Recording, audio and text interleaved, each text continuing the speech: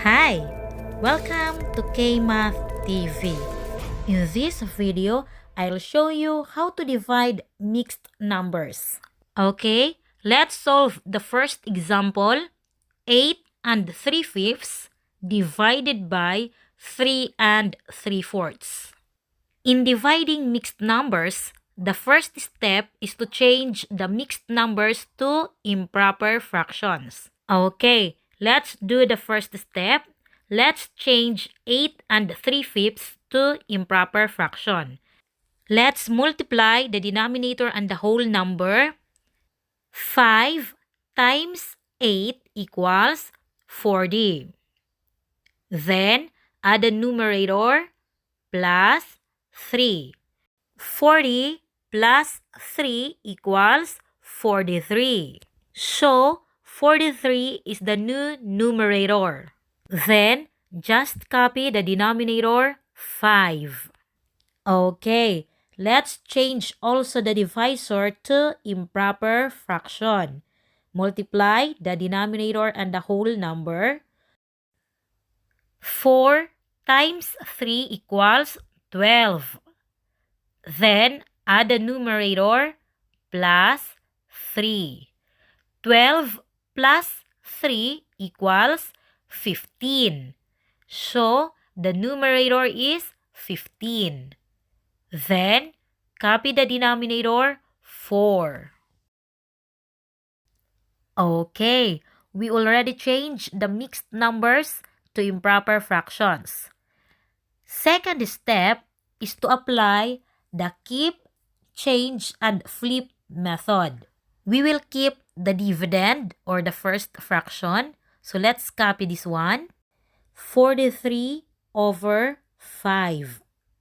Next is to change the division sign to multiplication sign. Then, flip the divisor to get its reciprocal. That means we will change the position of the numerator and the denominator. So, the denominator 4 will be the numerator. And the numerator 15 will be the denominator. Okay, the third step is to multiply. We will multiply the reciprocal of the divisor to the dividend by multiplying the numerators and multiplying also the denominators. Okay, let's multiply. 43 times 4 equals 172. Multiply also the denominators. 5 times 15 equals 75. Okay, the answer is 172 over 75.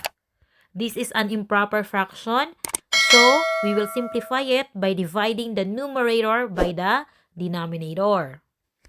If we divide 172 by 75, the quotient is 2 and the remainder is 22. Since there is a remainder, the answer is a mixed number. That means there is a whole number and a fraction. Okay, let's write the answer.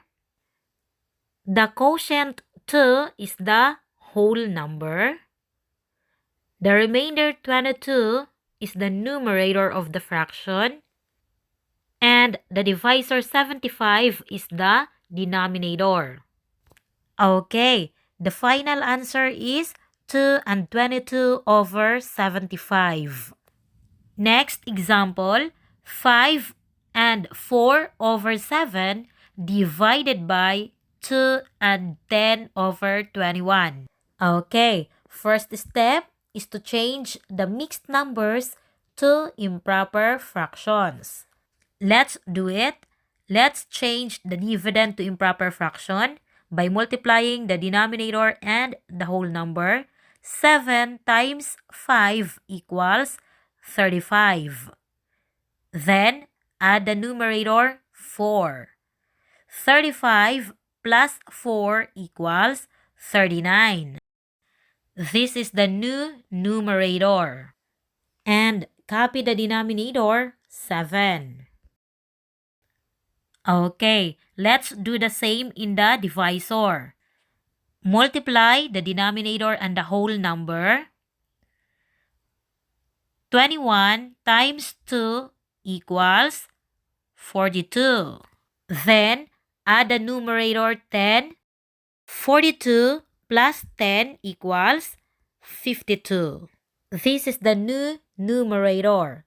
Then, copy the denominator, 21. Okay, we already changed the mixed numbers to improper fractions. Second step, apply the keep, change, and flip method. Let's copy the dividend, 39 over 7. Next, change the division sign to multiplication sign. Then, flip the divisor to get its reciprocal. So, the denominator 21 will be the numerator and the numerator 52 will be the denominator. Okay, the next step is to multiply. Multiply the numerators and multiply also the denominators. Or we can use cancellation before multiplying if applicable. In this problem, we can use cancellation before multiplying because the numerator 21 and the denominator 7 have GCF. So, we can divide them by their GCF and cancel.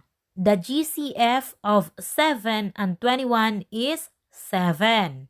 So, let's divide them by 7. 21 divided by 7 equals 3. Let's cancel 21. 7 divided by 7 equals 1. Then, cancel 7. Okay. Now, look at the numerator 39 and the denominator 52.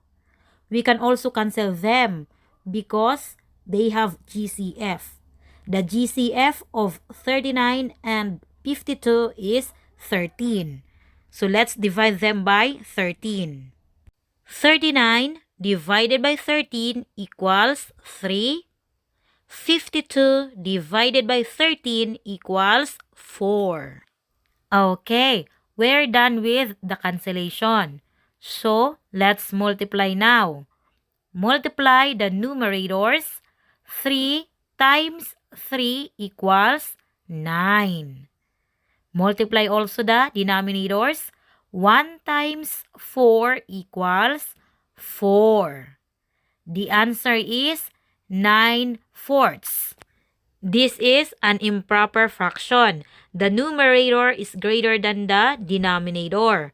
So, we can simplify it by dividing the numerator by the denominator. If we divide 9 by 4, the quotient is 2 and the remainder is 1. Since there is a remainder, the answer is a mixed number. Okay, the answer is 2 and 1/4.